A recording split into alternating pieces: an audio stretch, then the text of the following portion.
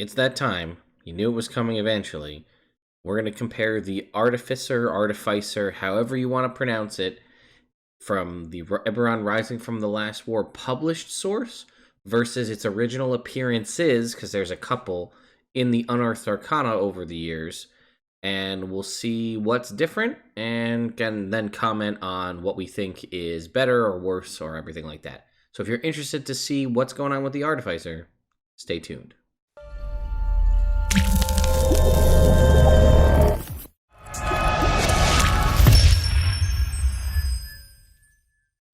All right, so here we are. Left side of the screen is D&D Beyond with the current version. Right side of the screen is the most recent Unearthed Arcana, which was from May of this year, which had just about everything. Buckle up, first of all. This may be a long one. I'm assuming I didn't think the Dragon Mark video was going to take a half an hour, but it did. We're going to walk through everything, do a side-by-side comparison, see what's different, what's better, what's missing, and what we think needs to be altered. I will try. Everybody tells me that it's Artificer. I've always pronounced it Artificer. So I may flip between both. There's just going to be something you're going to have to deal with. So, here we go. Right off the bat, still a D8. No big difference there. Still light armor, medium armor, and shields. Original Unearthed Arcana version got simple weapons, hand crossbows, and heavy crossbows. The now published version only gets simple weapons. Unearthed Arcana got Thieves' Tools, Tinker's Tools, and 1 Artisan's Tools. That remains the same. Same saving throws in Constitution and Intelligence. Looks like still 2 skills from Arcana, History, Investigation, Medicine, Nature, Perception, and Sleight of Hand. So that remains the same. Base equipment looks to be the same as well. Yeah. Okay, now they still have the optional firearm proficiency rule if you want to go with the firearms that are found in the Dungeon Master's Guide. Let's take a look at our table here. Looks like the spells are the same. So they changed the infusions. Infusions start at level 2 with 4 infusions for a total of 12 infusions, which in the Unearthed Arcana only went up to 8, so that's good. You're going to get more infusions and you're going to get them earlier. Maximum number of infused items is now 6. It was 5 previously.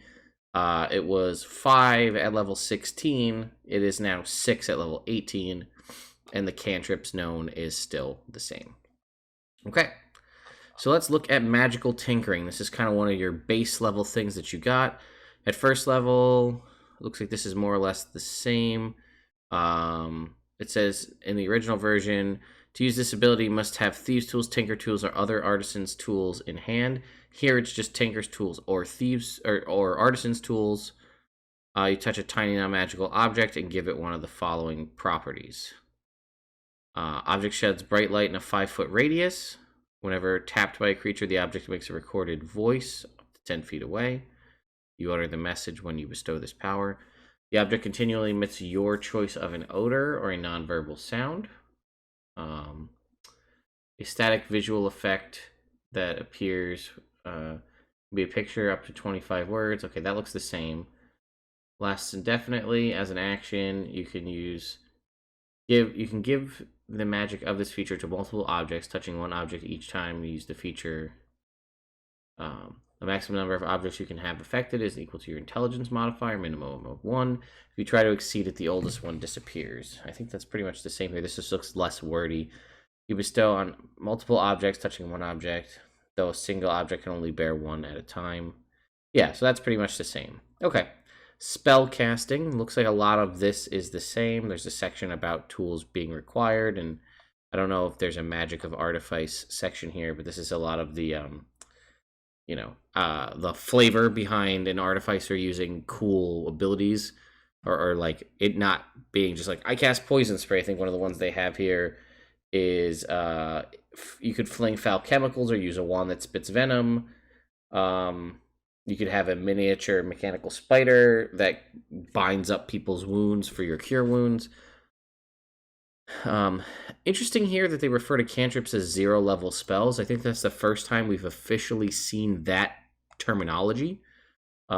Which, it is what it is. Cantrips are cantrips, but I don't remember that being ever a reference before. It looks like it is still prepared spellcasting. Um, it is your intelligence modifier plus half your artificer level rounded down. Okay. So that's the same. Spellcasting, your abilities are the same. You still have ritual casting. And then here we have the spell lists. Okay. And they do have the things included from Xanathar's here. Great Bonfire, Dancing Lights, Firebolt, Frostbite, Guidance, Light, Mage Hand, Magic Stone, Mending, Message, Poison Spray, Prestidigitation, Ray of Frost, Resistance, Shocking Grasp, Spare the Dying. So cantrips are the same. First level spells. Absorb elements. I do like that they are starting to call out when they're ritual in the spell list, which is nice. They removed Arcane Weapon, which was a brand new spell for artificers only that they added in the Unearthed Arcana. That has since been removed. Absorb elements, alarm, catapult, cure wounds, detect magic, disguise self, expeditious retreat, fairy fire, false life, featherfall, grease, identify, jump, long strider, sanctuary, and snare. They did give them purify food and drink, which is a new one for them, which makes sense. I always liked that the original Artificer from back in 3.5 had inflict wounds as an option. I feel like they should have it, but that doesn't really seem to fit what they're going for in 5th edition. Aid, alter self, arcane lock, blur, continual flame, dark vision, enhance ability, enlarge reduce, heat metal, invisibility, lesser restoration, levitate, magic mouth, magic weapon, protection from poison, pyrotechnics, rope trick, see invisibility, skywrite, spider climb. They added web, which I think also makes sense. So I'm on board with that. Blink, catnap, create food and water was added. The spell magic, elemental weapon, flame arrows, fly. They removed gaseous form though. So added create food and water, removed gaseous form. Glyph of warding, haste, protection from energy, revivify, tiny servant, water breathing, water walk. Arcane Eye, Elemental Bane, Fabricate, Freedom of Movement, Leoman's Secret Chest, Mordenkainen's Faithful Hound, Mordenkainen's Private Sanctum, Odaluk's Resilient Sphere, Stone Shape, Stone Skin. They had Vitriolic Sphere, which is a nice acid damage spell. They removed that. Animate Objects, Bigby's Hand, Creation, Greater Restoration, Skill Empowerment, Transmute Rock, and Wall of Stone. So a few tweaks to the spell list overall, not too many. The ones they added seem to be more roleplay out of combat stuff, like the purify food and drink and create food and water. Web is a nice addition. It's just a good spell. It could kind of fit, and I think it fits again. We talked about having mechanical spiders stitching up your wounds as a flavor piece of cure wounds. Web, you could do some fun stuff with that. I don't really see why remove Vitriolic Sphere. I kind of like that spell. That's I'm a little biased because I thought I kind of just, it's one of the few acid damage spells out there, and I think it kind of fits, but okay. Well, here's the magic of artifice piece we were talking about. It's down here. All right, so let's talk about infusing an item. When you gain this feature, it's pick 4, so that's a little bit of a difference there. Whenever you gain a level in this class, you can replace one of your artificer infusions with a new learned one. That's the same. Infusing an item, whenever you finish a long rest, you can touch a non-magical object and imbue it with one of your artificer infusions, turning it into a magic item. An infusion works only on certain kinds of objects, as specified in the infusion's description. If the item requires attunement, you can attune yourself to it the instant you infuse the item, or forego the attunement so that someone else can attune to it. That's still the same. Your infusion remains in an item indefinitely, but when you die, the infusion vanishes after a number of days have passed equal to your intelligence modifier. The infusion also vanishes if you give up the knowledge for that infusion for another. Okay, so that remains pretty much the same. We're just going to get more of infusions overall. You're going to still choose your specialist at 3rd level. You had the Alchemist, Archivist, Artillerist, and Battlesmith. They have nixed the Archivist completely, so that is gone. That is no longer an option for you. At 3rd level, you got Tool Expertise in the Unearthed Arcana. That has since been bumped up to 6th level, but now at 3rd level, you do get the right tool for the job, which I think this one's pretty cool and kind of fitting. You learn how to produce exactly the tool you need with Tinker's tools in hand. You can magically create one set of artisan's tools in an unoccupied space within 5 feet of you. This creation lasts for 1 hour of this requires 1 hour of uninterrupted work, which can coincide with a short or long rest. Though a product of magic, the tools are non-magical and they vanish when you use this feature again. So again, not super common, but you're like, man, I really need to get some glass blowers tools right now.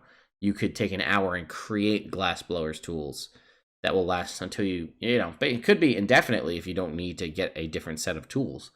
So I like that. It's probably not, I mean, maybe you guys can think of a really great mechanic that you can use that for.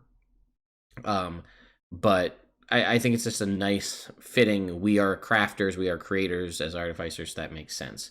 Ability score improvements are the same for 8, 12, 16, and 19. As I stated before, tool expertise, which is your proficiency bonus, is doubled for any ability check you make that uses proficiency with a tool. Was 3rd level in the Unearthed Arcana. It is now 6th level. I will say overall, it seems that they have bumped up the base class to make the base class Artificer stronger, whereas I feel like in the Unearthed Arcana, most of the power and options you had was all tied to the subclass. The base class is stronger now. All right, at 5th level, you can attack twice rather than once whenever you take the attack action on your turn, but one of the attacks must be made with a magic weapon, the magic of which you must use to propel the attack. That's been removed. The only one that gets 2 attacks is now the Battlesmith. So we get Flash of Genius, which is another really great kind of mechanical RP piece, but also works, again, mechanically. This is now at 7th level. You gain the ability to come up with solutions under pressure. When you or another creature you can see within 30 feet of you makes an ability check or saving throw, you can use your reaction to add your intelligence modifier to the roll, which is cool. It's just a feature we haven't really seen before. You can use this feature a number of times equal to your intelligence modifier, and you gain it back on a long rest. Again, you're going to probably be a pretty intelligent character. You're able to craft all of these things. A lot of your abilities are based off intelligence. It sort of makes sense that you might be like, oh, hey, wait, let me chime in here and give you a plus whatever my intelligence modifier is to that roll. It's nice that it's saving throw, too. So it could be like if someone triggers a trap, you could do something to try to help them out. Or when they're going to try to pick a lock or open a door or something. I think it's a pretty neat option. Originally, you had gotten the right cantrip for the job at 10th level, which is you gain the ability to make sure you have the right magical tool for the job. When you finish a short or long rest, you can replace one Artificer cantrip with another cantrip from the spell list. That's gone. Now at 10th level, you get Magic Item Adept. You can now attune to up to 4 magic items at once. If you craft a magic item with a rarity of common or uncommon, it takes you a quarter of the normal time and it costs you half as much as the usual gold, which I do like. Because one of the things they added, I think originally in the Unearthed Arcana, at 20, it's just like you can attune to 6 magic items. So it's like 3, 3, 3, 3 magic items attunement all the way up to level 20, and then they just add 3 more. So they metered that out to give you more stuff in the base class. And I like that. They added this thing. It's easier for you to craft lower level items, and you can now attune to 4 at level 10. Again, we had the right cantrip for the job at 10 in the Unearthed Arcana, that we didn't get anything till 18 with the spell storing item, and then our final piece at level 20. Spell storing item has now been moved to a level 11, and let's see if they're the same. Originally, it was whenever you finish a long rest, you can touch one simple or martial weapon or an item that you can use as a spellcasting focus and store a spell in it. Choosing one 1st or 2nd level spell from the Artificer list that requires 1 action to cast. You don't need to have that spell prepared. With the object in hand, a creature can take an action to produce the spell's effect from it using your ability score, your spellcasting ability modifier. It stays in the object until it's been used a number of times equal to twice your intelligence modifier, or until you use this feature again. It is now, you touch a simple martial weapon or something, you use a spellcasting focus, choosing a 1st or 2nd level spell from the Artificer list that requires 1 action, so that's still the same. While holding the object, the creature can take an action to reduce the spell's effect from it using your modifier. If the spell requires concentration, this wasn't a thing listed before, but if it requires concentration, the creature that's using it must concentrate. The spell stays in the object until it's been used a number of times equal to your twice your intelligence modifier, or to use this feature to store a spell in an object. So it's the same pretty much. The only piece they added was the bit about concentration. But I love this ability, and getting this at level 11 rather than 18 is huge. Because you could do something very simple like Cure Wounds. You put, say you have a 20 intelligence. You could basically give anyone in your party the ability to, say, cast Cure Wounds 10 times, and then you could just do it again. I also like that it doesn't expend the spell slot when you can. The OG Artificer from like 2017, I think. When you use the spell storing item, you needed to use a spell slot to store it in something, and it only lasted so you took a long rest, so it was kind of pointless. This I like much better. I think it works very well. I think, again, Cure Wounds was the first one that came to my mind to take someone who couldn't normally heal and give them healing. We'd have to go back and look at the spell list, but I'm sure there's a ton of options. I think Magic Weapon is one of your spells, so you could give like someone who doesn't have a magic item the ability to cast Magic Weapon on their own weapon, and then they concentrate on it. Then at 14, we get Magic Item Savant, which is now you can attune to up to 5 magic items, and you ignore all class, race, spell, and level requirements on attuning or using a magic item. So again, rather than just jumping straight to 6 magic items, they're going to give you it over time, right? So at 10, you're going to get 4, and crafting's a little easier. 14, you're going to get 5, and you ignore the components, restrictions to it. Then at 18, you can attune to 6. So we still get all of that before 20, which I like. And then at level 20, we can gain a +1 bonus to all saving throws per magic items we are currently attuned to. So that's potentially, again, up to 6, a +6 bonus to our saving throws, which is huge. And then if you're reduced to 0 hit points but not killed outright, you can use your reaction to end one of your Artificer infusions, causing you to drop to 1 hit point instead of 0. Originally, at level 20, Soul of Artifice was you could now attune to 6 magic items and get the +1 bonus to saving throws.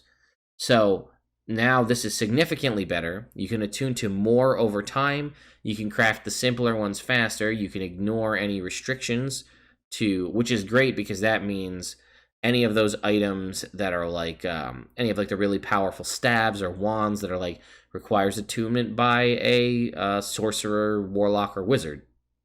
That's gone. You could technically wear Robes of the Archmagi if you wanted, because once you hit level 14, because you ignore those requirements. You could use a great, if you had proficiency, you could use a Holy Avenger. It also says you require any level requirements. So I'm not sure if that gets you around the Holy Avenger needing you to have 17 levels in Paladin to be able to project the aura out to a longer range. So you may be able to ignore that. Again, this is assuming you were able to find legendary magic items in that instance. But it's nice to see that they boosted this up and the base class got a significant improvement.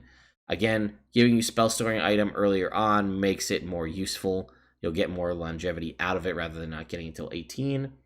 And then I like this little bit about ending an infusion. So you basically could have, I think, what do we say? You have 12 infusions at this point. You could essentially have the use of 12 death wards if you really wanted to. Drop yourself to 1 hit point instead of 0. Overall, a decent improvement to the base class. The only thing we really lost was this ability, 2 attacks all the time, but it was caveated with it being a magic item. And then the ability to swap out cantrips whenever you finish a short or long rest. But I think that it's more than made up for the adjustments that happen overall. So next up, we're going to roll into the different specializations. They are called Artificer Specialists. We have 3. Again, we're going to skip over the Archivist, which was one in the Unearthed Arcana, because that one was nixed from the final production. So you can see originally, at 3rd level, you got proficiency with Alchemist supplies and an Herbalism kit, assuming you don't have them already. If you also gain Alchemist supplies and Herbalism kits for free. The results of tinkering, you've done blah, blah, blah. And if you craft any magic item in the potion category, it takes a quarter of the normal time and costs you half as much as the usual gold. I liked these little crafting pieces they added. These have pretty much been removed from all Artificer specializations or specialists. I like this. It's gone now. Some of that is again made up for in what we saw with the level 10 ability, where if you're crafting common and uncommon items, the time is cut in half, and so is the gold cost. So if you're crafting common and uncommon potions, that's a benefit. Here it is now just proficiency in alchemist supplies, not alchemist supplies and herbalism kit. But they do give you the caveat, if you already have this proficiency, you gain 1 proficiency in a different type of artisan's tools of your choice, which is nice. And then we're going to roll into our artificer spells. These count as spells for you, but they don't count against the number of spells you can prepare, so they're very similar to oath spells or domain spells. They changed. Originally, they were Purify, Food and Drink, Ray of Sickness, Melf's Acid Arrow, Web, Create Food and Water, Stinking Cloud, Blight, Death Ward, Cloud Kill, and Raise Dead. It is now Healing Word and Ray of Sickness, so we got ourselves a nice bonus action healing ability, which is good. Flaming Sphere and Melf's Acid Arrow, probably because Web has been added to the main spell list. Gaseous Form was added here. Remember, it was removed from the main spell list. And now Mass Healing Word, which is really good. That's better than both of the options we had there. Blight and Death Ward still remain the same, and then Cloud Kill and Raise Dead. So while the Artificer, all of them have access to healing through the base class, this one kind of really jumps out as being a good healing class, because you do have bonus action healing, you have bonus action healing to a large group, and you have the ability to bring people back from the dead if it's been more than just a minute with Revivify. So originally, all of the Artificers in the Unearthed Arcana had some sort of like pet mechanic, if you will, which the original one had this alchemical homunculus, which there's this whole section devoted to the homunculus here. It could do all these different things, essentially sort of like a familiar. Mending would heal it. It could do stuff on it had its own turn, but it would either dodge or you could use your bonus action to command it to do things. It leveled up and kind of gained some bonuses as you leveled up, and then it could do a couple things. It could spit acid, and then it can apply an alchemical salve 3 times a day, which it could give somebody a fly speed, give them basically inspiration, or heal them, or give them temporary hit points. That has since been removed entirely, and instead you have this new feature called Experimental Elixir, which is at 3rd level, you'll roll on the Experimental Elixir table. When you finish a long rest, you can fill an empty flask with an Experimental Elixir. You roll on the table to figure out what it is. As an action, a creature can drink the elixir or administer it to an incapacitated creature. Creating an experimental elixir requires that you have alchemist supplies on your person, and any elixir you create with this feature lasts until it is drunk or until you finish your next long rest. As you level up, you get to do more options of this. So when you hit 6th level, you can make 2 at the end of a long rest, and at 15th level, you can make 3. You roll for each elixir separately, so they're not all going to be the same. They each require their own flask. And then you can create additional elixirs by spending a spell slot of 1st level or higher for each one. When you do so, use your action to create the elixir in an empty flask you touch and choose the elixir's effect. So the benefit is you get to do all these cool elixirs, and they're free. Eventually, again, at 15, you can make 3 of these for free. Or if you wanted, you can spend a spell slot of 1st level or higher, and then you get to pick what it is, which is nice, because we'll show you what they are, and that's a good benefit, that you get to choose what you want. The only downside, I guess, potentially is it's the same if you make it with a 1st level spell slot, or if you make it with a 5th level spell slot. But here's our elixir. We have 6 to choose from. Healing is you regain hit points equal to 2d4 plus your intelligence modifier. So this is probably going to be about the same as basically crafting a healing potion for free. Although if your intelligence modifier is higher than a 2, it's a little bit better than a healing potion. Swiftness is increase the drinker's speed by 10 feet for an hour. Resilience gives them a +1 bonus to AC for 10 minutes. Boldness is they add a d4 and roll and add the number rolled to every attack and saving throw they make for the next minute. So basically like a bless spell that's non-concentration. Flight, they gain a flight speed of 10 feet for 10 minutes. Or transformation, they are transformed by the alter self spell. The drinker determines the transformation caused by the effect, which lasts for 10 minutes. And I don't believe, see, alter self lasts for an hour, so it's a slightly lesser version of that. But you can see that some of the options that were granted, right, like the buoyancy option, this was a fly speed for 10 minutes from the homunculus, were rolled into the elixir. So remind you, that's 6 different options. I mean, the base level, if you roll a 1, you're essentially just crafting a healing potion, and at level 15, you'd be making essentially 3 healing potions for free. And then you could spend spell slots to make more. So I think that this is pretty cool. I like it. It seems very Alchemist-y, right? When you're making elixirs and things. So at 6th level in the Unearthed Arcana version, you got the Alchemical Mastery, which was when you cast a spell using your Alchemist supplies as the spellcasting focus, you gain a bonus to 1 roll of the spell. The roll must restore hit points or be a roll that deals acid or poison damage. It gains a benefit equal to your intelligence modifier. In addition, you can cast Lesser Restoration without expending a spell slot, provided you use your Alchemist supplies as the focus. You can do this a number of times equal to your intelligence modifier per day. Now, at 5th level, you get Alchemical Savant. Whenever you cast a spell using your Alchemist supplies as a focus, you can the roll must restore hit points or be a damage roll that now deals acid, fire, necrotic, or poison damage. So they added, what was it? It was acid and poison. They added fire and necrotic to give you 2 significantly different spell options in there. And that equals to your intelligence modifier. So that's what you get at 5, the bonus to damage. Then at 9, you get reactive reagents, which is sort of the other part of the original one.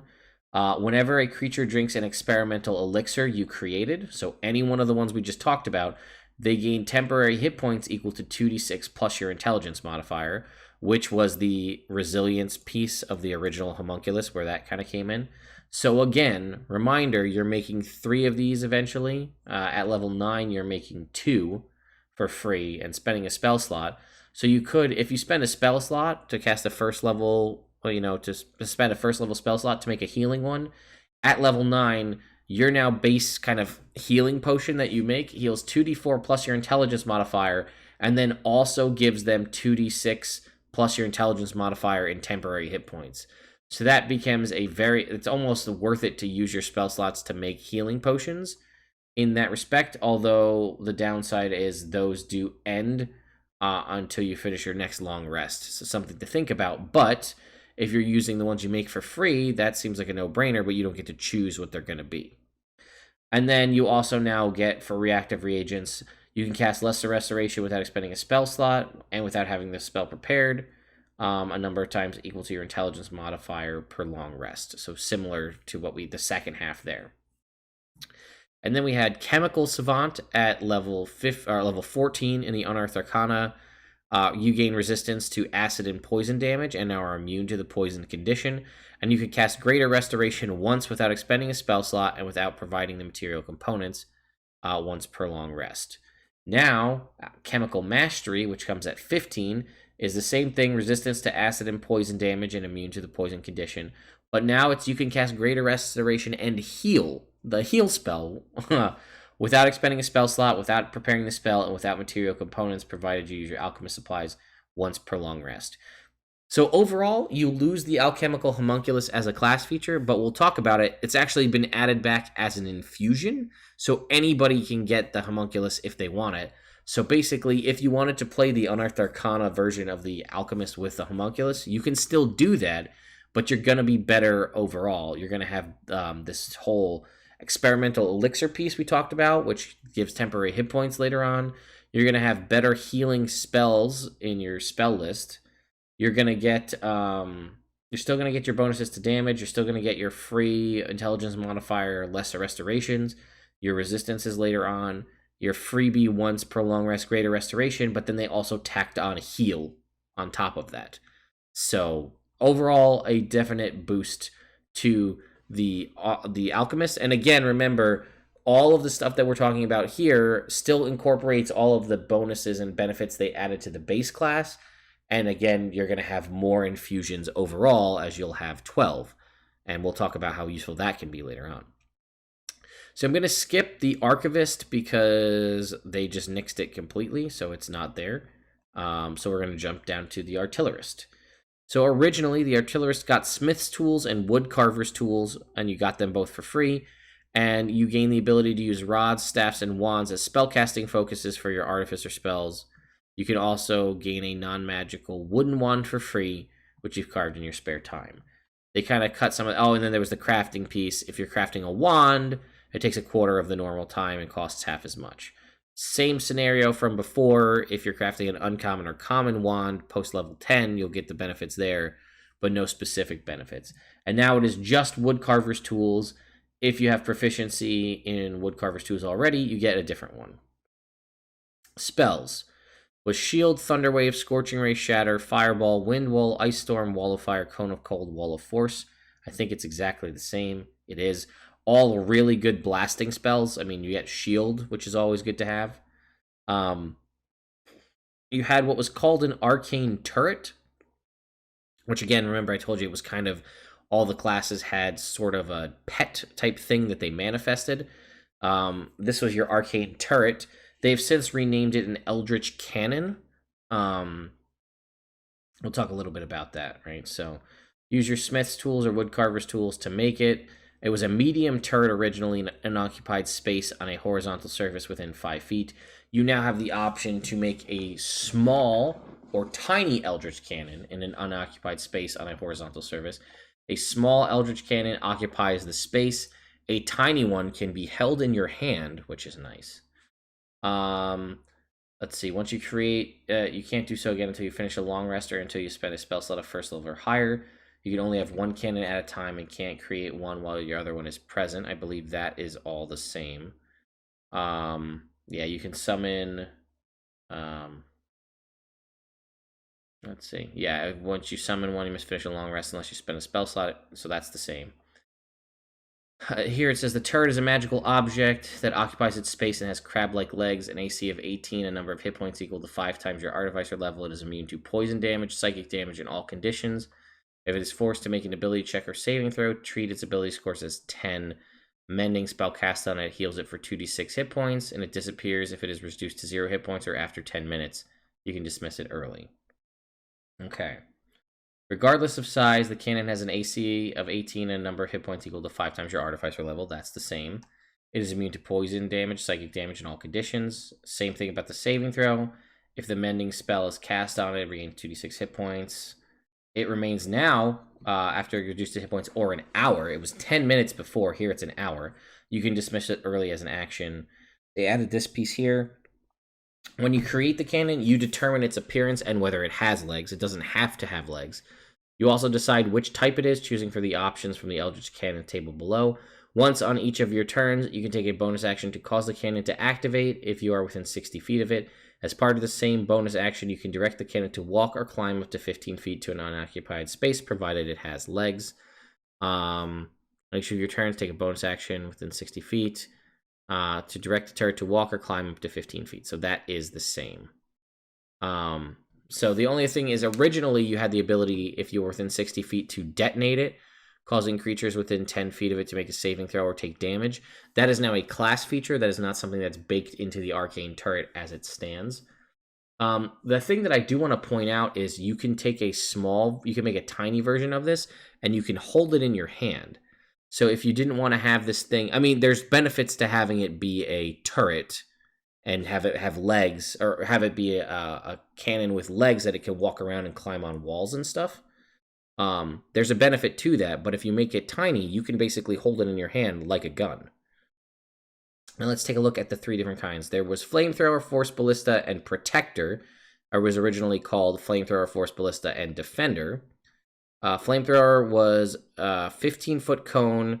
Each creature makes a dex save and takes 1d8 fire damage on a failed save or half on a success. The fire ignites any flammable objects in the area. That is exactly the same, except now it does 2d8 fire damage as opposed to 1d8. Force Ballista could attack one creature with a range of 120 feet, taking 2d8 force damage, and if the target is a creature, is pushed up to 5 feet away. That is the same as well here. And then the Defender was the turret emits a burst of positive energy that grants itself and each creature of your choice within 10 feet of it a number of temporary hit points equal to 1d8 plus your intelligence modifier. That is the same. Okay. Originally, here at level 6, we got a wand prototype. Whenever you finish a long rest and your woodcarver tools are with you, you can touch a non-magical wooden wand and turn it into a magic item. You invest one cantrip of your choice, even one you don't know, that has a casting time of 1 action. As an action, you cause the magic wand to produce the cantrip using your spellcasting ability modifier. The wand loses this when you finish your next long rest. Any damage roll you make for a cantrip in the wand gets a bonus equal to your intelligence modifier. When you reach 14th level, you can invest 2. So remember, you'd have whatever you would be your base in the Unearthed Arcana. You'd have your base cantrip lists. You had your right cantrip for the job ability at 10 to swap that out, and this lets you basically get a different new cantrip that you could put in here, and eventually 2. And the benefit they would have is they could just add your intelligence modifier. So obviously, you likely choose damaging cantrips to put into your wand prototype. Now you get arcane firearm. You now know how to turn a wand, staff, or rod into an arcane firearm, a conduit for your destructive spells. When you finish a long rest, you can use your woodcarver's tools to carve special sigils into a wand, staff, or rod, and thereby turn it into an arcane firearm. The sigils disappear from the object if you later carve them on a different item. You can choose your you can use your arcane firearm as a spellcasting focus for your artificer spells. When you cast a spell through the rod, roll a d8. You gain a bonus to one of the spell's damage rolls equal to the number rolled. So here it was a static bonus equal to your intelligence modifier. Now it is just a d8 roll. So it could be significant, but the thing is, it is a roll of a d8. So if you do crit, it'll add 2d8. Next up, we got at 9, we get now Eldritch Cannon. We didn't get anything till 14, and that was it. At 9, we get Explosive Cannon. Your cannon's rolls increase by a d8. So that's 3d8 fire damage for the flamethrower, 3d8 force damage for the force ballista, and 2d8 plus your intelligence modifier for the protector's temporary hit points. And as an action, now we get the piece we originally had. You can command your cannon to detonate if you are within 60 feet of it. Doing so destroys the cannon and forces each creature within 20 feet to make a dex save or take 3d8 force damage on a failed save or half on a success. Here it was, you could still detonate within 60 feet. It was only a 10-foot radius, but it was still 3d6 damage, half on a success. So at 9, you're now getting, all your cannons are doing more damage just on a flat basis or doing more protection with the temporary hit points. And you can now cause it to blow up. And the radius is 20 feet. Something that I didn't think about until recently is if you make a tiny cannon that fits in your hand, you could theoretically throw it and then cause it to blow up. So you could make it like a grenade in that aspect. Although you could give it legs and still be small enough to hold in your hand and like hold it like this and have it shoot and then have it like jump off and walk over and blow up. So it has some options. And again, we'll get to the last piece. And then at 14, originally you had what was called fortified position. You and your allies have half cover within 10 feet of your turret. As a result of a shimmering magical field of protection. You can now also summon a second turret for free and must finish a long rest before doing so again.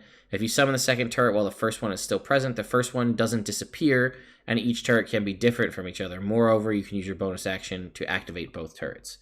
This looks to be basically the same, except now it comes at 15th level. You and your allies have half cover within 10 feet of your cannon.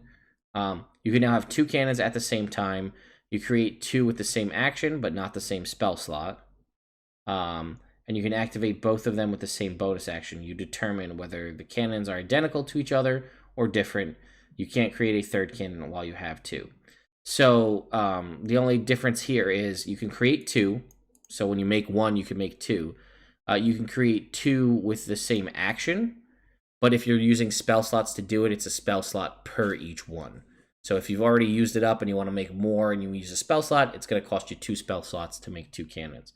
But again, that could be now 2 walking cannons that are each doing 3d8 fire damage if you want to go that way. Then you could blow them both up.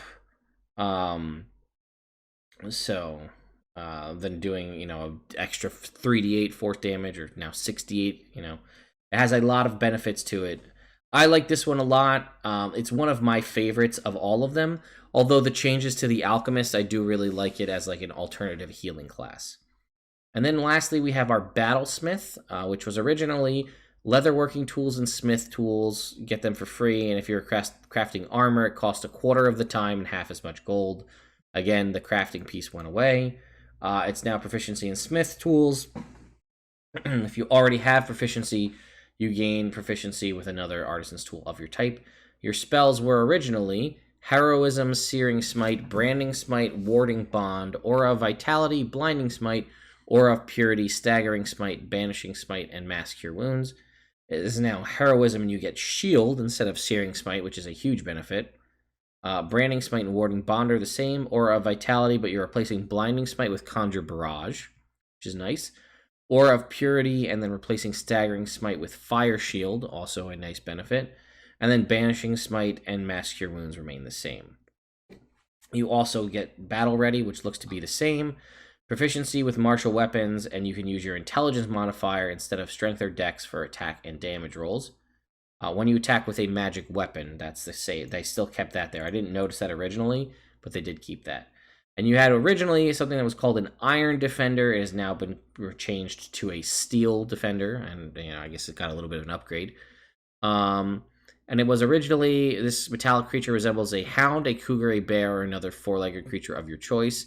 It is friendly to you and your companions. The difference is you determine the creature's appearance and whether it has 2 legs or 4, but it has no effect on the game statistics, so it's your choice.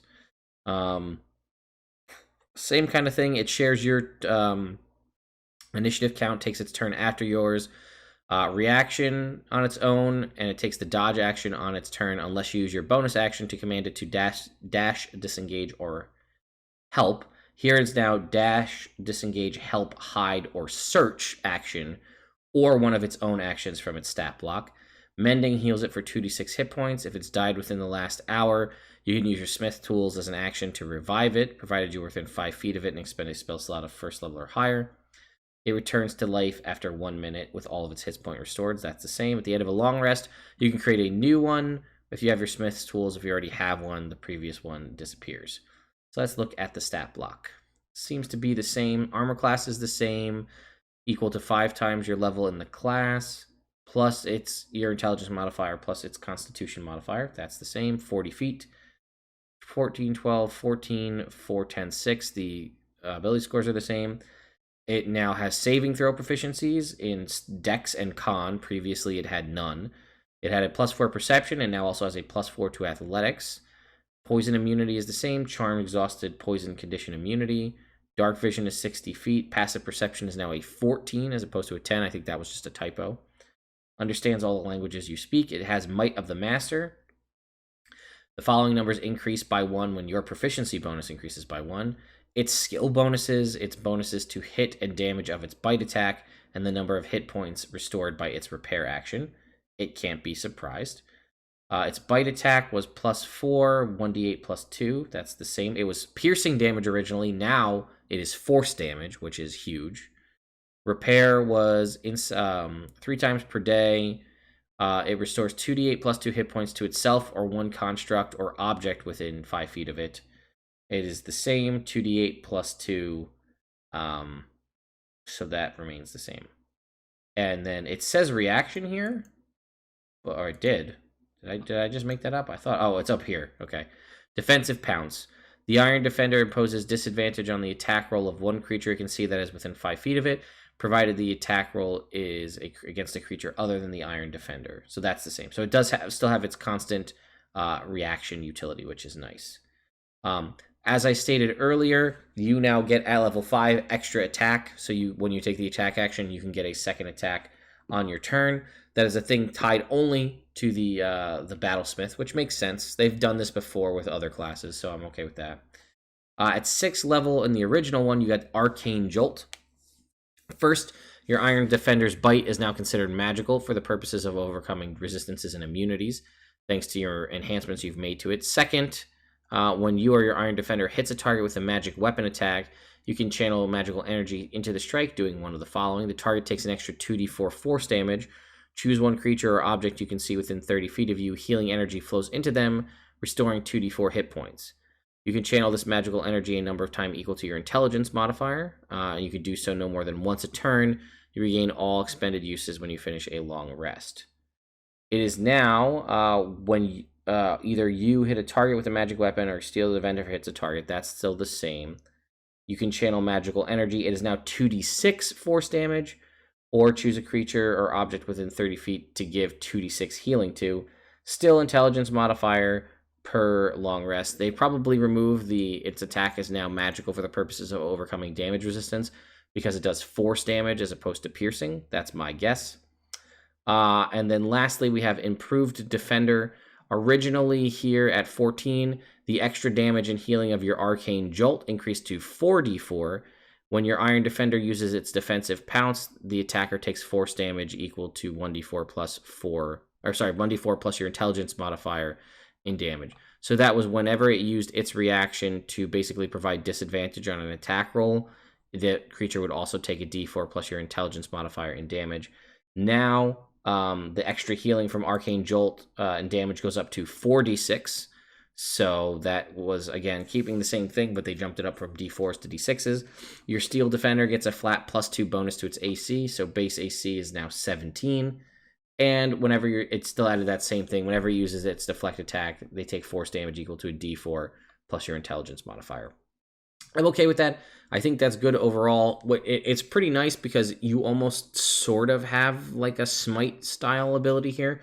So, I mean, it's whenever you hit or your Steel Defender hits, you could potentially do up to, if you're at level 15 or higher, 4d6 force damage to the target. Again, if you crit, that's going to double to 8d6. Or you're going to do 4d6 healing to a target. And again, that's not tied to your spell slots. That's just intelligence modifier times per long rest. So that could be pretty good. Your Steel Defender is going to be pretty solid overall.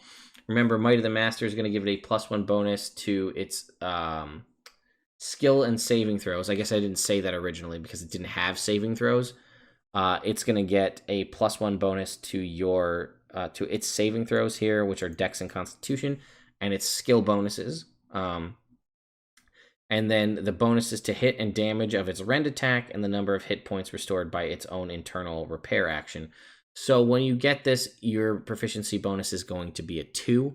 By the time the game ends, if you make it all the way up to level like 17, your proficiency bonus will go up to a 6.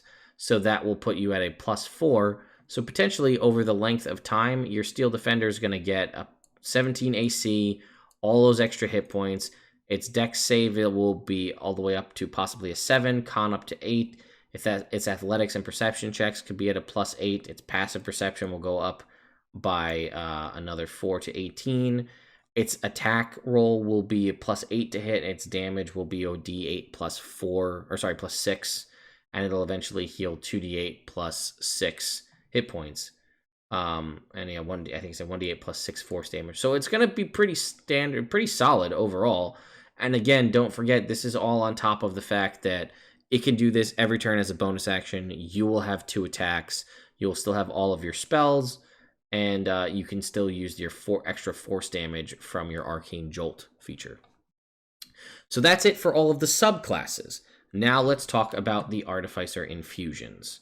So again, as a reminder, you will now potentially have up to 12 infusions. Some of them specify a minimum Artificer level. You'll see here, right, 4 level Artificer here, 6 level here, whatever the case is.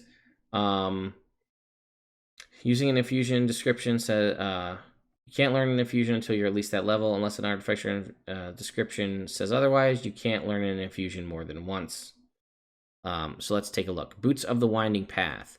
It was originally 4th level, and a pair of boots and his attunement is now 6th level. It was originally a creature wearing these boots can teleport up to 15 feet as a bonus action to an unoccupied space they can see. They must have occupied that same space at some point during the current turn. While wearing these boots, teleport 15 feet, they must have occupied that space. So that's the same. Enhanced Defense. Originally, it was a suit of armor or a shield. A +1 bonus to AC while wearing the armor or the shield. The bonus goes up to +2 when you reach 12th level in the class. This is now... I'm sorry. I skipped ahead. Well, that's fine. A suit of armor or shield. a +1 bonus to AC while wielding it, and the +2 goes up to +2 at 10. It was originally at 12 now, so all the increases go up at 10. So that is the same. We now have Enhanced Arcane Focus, which wasn't an original option. A Rod, Staff, or Wand that requires attunement. While holding this item, a creature gains a +1 bonus to spell attack rolls. In addition, the creature ignores half cover when making a spell attack. This goes up to a +2 at level 10. Enhanced Weapon, similar thing. Simpler martial weapon, +1 bonus to attack and damage rolls, and then it was originally went up to +2 at 12. It is now a +2 at level 10. Here you can see the Homunculus Servant. I'm going to scroll back up to the Alchemist to see how much has changed. But 6th level, a gem worth at least 100 gold. You learn intricate methods to craft a special homunculus. You infuse. The item you infuse serves as a creature's heart. You determine its appearance, what it looks like, mechanical bird wings, etc. It's friendly to you and your companions, and then standard kind of thing. In combat, it goes after you. It can move and use its reaction. It uses the dodge action unless you tell it to do one of its actions, or dash, disengage, help, hide, or search as a bonus action. Mending cast on it heals it for 2d6 hit points. That all seems to be the same. So compared to the original version, 13 AC, same hit points kind of. Actually, here it was equal to 5 times your level in the class plus your intelligence modifier. They also added the creature's constitution modifier. Its stats, its constitution went up from 11 to 12, so it does have a positive bonus. It has dexterity saving throws, which it did not have before. Perception and stealth. It had immunity to acid and poison damage, just immunity to poison now. It had immunity to the charmed, exhausted, and poison condition. It's just exhausted and poison. Dark vision out to 60 feet. It now has evasion, which is the same as the rogue style of evasion. If it makes a dex save for half damage, it takes no if it succeeds and only half if it fails. It still has Might of the Master, which is skill and saving throw bonuses and bonuses to damage of its one attack. It had originally Acidic Spittle, which was a ranged attack up to 30 feet, which did a d6 plus 2 acid damage. Is now called Force Strike, which is a same range of 30 feet plus 4 to hit, and it's a d4 plus 2 force damage.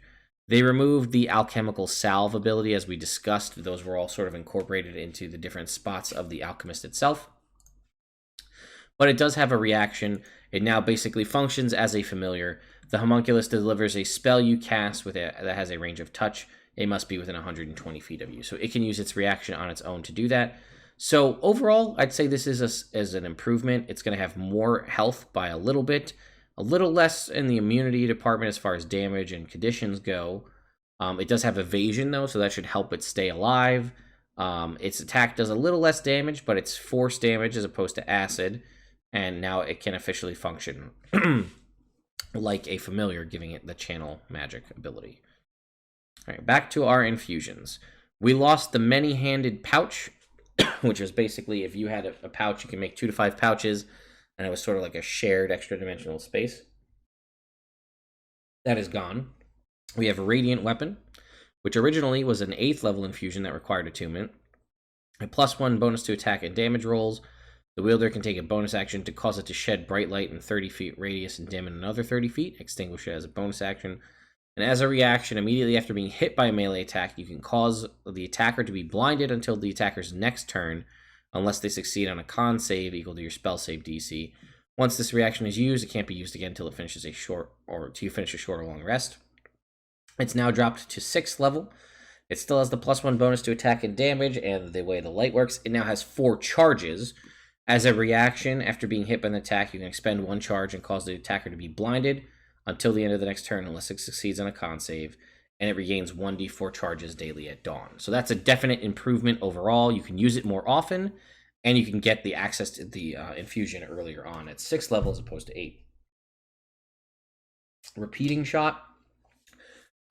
Simpler martial weapon with the ammunition property. Requires attunement, +1 bonus to attack and damage, and it ignores the loading property. The weapon requires no ammunition and magically produces 1 piece of ammo each time you make a ranged attack with it, unless you load it manually. The ammunition produced by the weapon vanishes the instant after it hits or misses the target. +1 bonus. No ammunition, automatically creating. All right, so that's the same. Then we have replicate magic item, which is using this infusion, you replicate a particular magic item. You can learn this infusion multiple times. Each time you do so, choose a different magic item that you want to make with it from the replicate magic items table. If a table has a level in its title, you must be of that level to create it. In the tables, an items entry tells you the item's rare, whether it requires attunement. See the DMG or the GMG for attunement. I think that's pretty much the same in the table, and items entry tells you whether it requires attunement. If you have Xanathar's Guide to Everything, you can choose from among the common magic items in that book. When you pick a magic item, you can replicate with this infusion. So basically, we're going to have this, and in the new version, it's everything that's listed plus any of the common magic items in Xanathar's. So, Alchemy Jug, they added the Arm Blade, which is a magic item for Warforged. Bag of Holding, Cap of Water Breathing, Goggles of Night, Prosthetic Limb, which is, again, the base prosthetic limb is just if you have a limb removed, you have an attunement magic item that functions exactly like your previous limb. Rope of Climbing, Sending Stones, Wand of Detection, Wand of Secrets. So we did lose a couple. We lost off of here Lantern of Revealing, I think, and Cloak of the Manta Ray. Those were both original replica at second level. Those have since been removed. Let's go to see they significantly reduced the item. Look at the list here for 6th level, and then look at the list for well, actually, I guess it jumped up. I guess that's part of it, right? So it was originally 2nd level, and then you couldn't. The next set of items wasn't until 12th level. So now we get at 6th level, Boots of Elvenkind, Cloak of Elvenkind, Cloak of the Manta Ray, Eyes of Charming, Gloves of Thievery, Lantern of Revealing, Pipes of Haunting, Ring of Water Walking, and Wand Sheath, which is, again, a Eberron-specific item. So they're giving us these at 6th level, so that's going to give us the ones we were missing previously, which was Cloak of the Manta Ray and Lantern of Revealing. Those have since been added in here. Off of the original 12th level list, you can check off Boots of Elvenkind, you can check off Cloak of Elvenkind, Eyes of Charming, Gloves of Thievery, Pipes of Haunting, Ring of Water Walking, and the Wand Sheath. Next step is at 10th level, and we do have a significant amount. Boots of Striding and Springing, take that off of that one. Boots of the Winter's Land off there as well. Bracers of Archery, Brooch of Shielding, Cloak of Protection, Eyes of the Eagle, Gauntlets of Ogre Power, Gloves of Missile Snaring, Gloves of Swimming and Climbing, Hat of Disguise, Headband of Intellect, Helm of Telepathy, Medallion of Thoughts, Periapt of Wound Closure, Pipe of the Sewers, Quiver of Alona, Ring of Jumping, Ring of Mind Shielding, Slippers of Spider Climbing, Ventilating Lungs, that's, again, we'll cover that in the Eberron Magic Item video, and Winged Boots. So basically, everything that you would have gotten at level 12, you could now get at either level 6 or level 10. So the next we got in the original Unearthed Arcana was magic items starting at level 16, which was this last little set. And you can see here we now get at level 14, but let's just check. Amulet of Health is yes. Arcane Propulsion Arm. This is essentially a new Eberron magic item that is a prosthetic limb that can be launched and do damage. Belt of Hill Giant Strength, Boots of Levitation, Boots of Speed, Bracers of Defense, Cloak of the Bat, Dimensional Shackles, Gem of Seeing, Horn of Blasting, Ring of Free Action, Protection, Ring of the Ram. So yeah, it's basically now the magic items that you can replicate via your infusions are exactly the same. It's just you get the access to them at least 2 levels earlier, if not sooner. So overall, as far as this infusion goes, you're not really losing out on anything. You're gaining the entire list of common magic items from Xanathar's Guide to Everything, but you're also getting, like I said, getting access to these a lot earlier. And given the fact that you are now getting 12 infusions total, there is a decent chance that you're probably going to take more magic items than some of the other infusions. So let's see. After that, we have Repulsion Shield, which was level 8 originally. It's now level 6. +1 bonus to armor class with this shield. While holding it, the wielder can use their reaction immediately after being hit by a melee attack to push the attacker up to 15 feet away. Once used, it can't be used until the wielder finishes a short or long rest. It's a better version overall, similar to what we saw with the Radiant weapon. It's now at 6th level. It is still a +1 shield, but it now has 4 charges. Still has the immediately after being hit, you can push the attacker up to 15 feet away, which is interesting because it is there's no save. You just push them 15 feet away. So theoretically, there's always the option of pushing somebody off a cliff potentially, if depending on where you're set up, if they hit you. But now you have 4 charges, and the shield regains 1d4 charges daily at dawn. Resistant armor, again, was level 8. It's now level 6. While you wear this attunement armor, you have resistance to one of the following types of damage. Acid, cold, fire, force, lightning, necrotic, poison, psychic, radiant, or thunder. Acid, cold, fire, force, lightning, necrotic, poison, psychic. Yeah, so it's the same. And then lastly was the returning weapon. This magic weapon grants a +1 bonus to attack and damage rolls made with it, and it returns to the wielder's hand immediately after it's used to make a ranged weapon attack. And that is the same as well. So, okay, that was everything. As we stated, they got rid of the arcane weapon piece here. This new spell from the Unearthed Arcana is not there. What I did also find interesting is they did not have a section here for multiclassing. Typically, they state in Unearthed Arcana that Unearthed Arcana is not designed with multiclassing in mind, as like Unearthed Arcana's playtest, so you shouldn't be multiclassing. Or it's not designed with the balance of multiclassing in mind, which was interesting concept because this Unearthed Arcana specifically has a section at the end containing things about multiclassing, whereas the main published official source book has nothing about multiclassing out of the Artificer or into the Artificer. So that's something I think that they overlooked that they need to put in there. It looks like if you read this one here from the Unearthed Arcana, it's probably what it would end up being. Must have an intelligence score of 13 or higher. If it isn't your initial class, when you take first level, you get... Oh man, they gave you light armor, medium armor, thieves tools, shields, and taker's tools. Then the section that the arcane, basically your extra attack doesn't stack with other extra attacks, and add half your spell slot levels because it's like a half caster. So, anyway, guys, that is my review of the Artificer class as far as it was published in Unearthed Arcana versus how it was published in Eberron Rising from the Last War. So I think, and I'm sure some of you may disagree with me, but I doubt it. I honestly do think that the published version that we see in this is significantly better in just about every single way than the Unearthed Arcana version. Yes, they gave us slightly less options by removing the Archivist as a subclass, but that doesn't rule out the potential for that to come back as a subclass in a future book. I don't know if they're going to do that because they haven't really done this concept of a new class that's sort of campaign specific until this book. So if we were to get a new source book that has new subclasses and new spells and things, would they count the Artificer in that list, or would they say, no, that lives in Eberron, it's in its own world, and then make perhaps an Eberron source book or an expansion, another lore book for Eberron with more stuff that way? I don't know.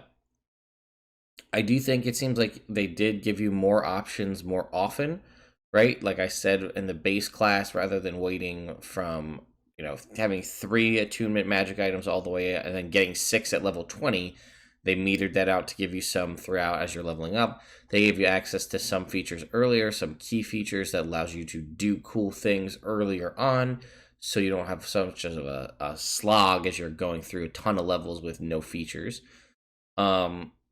Again, and it seems like they didn't really cut out too many of the options that came from the different infusions. In fact, they gave you more overall, and they gave you access to the different magic items you could replicate earlier on. They gave you the ability to ignore restrictions to different magic items, so you can use any kind of magic item, which is pretty sweet. Let's see. I think the changes to the like artificial specialist spells seem better. I like the new concept that was added to the Alchemist of that changing elixir, and then making the homunculus a an infusion. Because now, in theory, you could be a battlesmith who has your steel defender pet, and then you could also have a an alchemical homunculus on top of that. And then if you cast any of the other kind of spells, like I think Tiny Servant and whatever else, any of the other spells that let you create little creatures, Morden Caden's Faithful Hound, you could have a menagerie of all sorts of little kinds of pets and things. And they all still, and they use the newer kind of functionality of how to command pets, which is the whole like they will do their own thing unless you use a bonus action to command them to do something, which I do like. I think that's definitely the route that they should have officially published for the Ranger. We'll see if they end up doing that, who knows. But anyway, I'm starting to just ramble at this point, but I do genuinely like the Artificer class. I played one of the original Unearthed Arcana, where you had the option for alchemy or gunsmith. I played that for like 10 levels in a Curse of Strahd campaign, and let me tell you, that was rough. I made the best of it with what I could. Had I been playing this, I would have been much happier, because this would have been immensely better in all aspects. So that would have been a good time. I really like it. I'm actually excited to see if something comes up at some point that I'll get the chance to play this class as it stands. And I like all three of the subclasses individually. I don't know which one I would choose, because they're all unique now and they have cool stuff going for them. So let me know what you guys think in the comments down below. I warned you up front it was going to be a long one. I'm sorry, there was a lot to cover. So let me know what you guys think about the Artificer in the comments down below. If you like this video, give it a thumbs up and subscribe to the channel if you have not already. There is more Eberron content coming after this. We're going to do a separate video on the group patrons, probably, or the concept of that. A separate video on just the magic items, the new ones that were introduced in this book. And then probably a final video covering all the new monsters that were added. And then possibly, maybe I'll do a video kind of overgoing this small little adventure campaign of this. I don't think I'm going to do a video covering like the lore and history of Eberron. That's not really my style of videos. I could, but I'd more or less just be providing my knowledge that I know while reading over what the book says. So I'm more focusing on the hard, crunchy, what are the new things. But you guys let me know what you want to see, and I'll adjust accordingly. I also stream on Twitch every Monday, Tuesday, Wednesday, and every other Sunday evening. So if you want to see me out there doing D&D stuff live, check the link in the description for that as well. Thank you guys so much for watching, and I'll see you next time.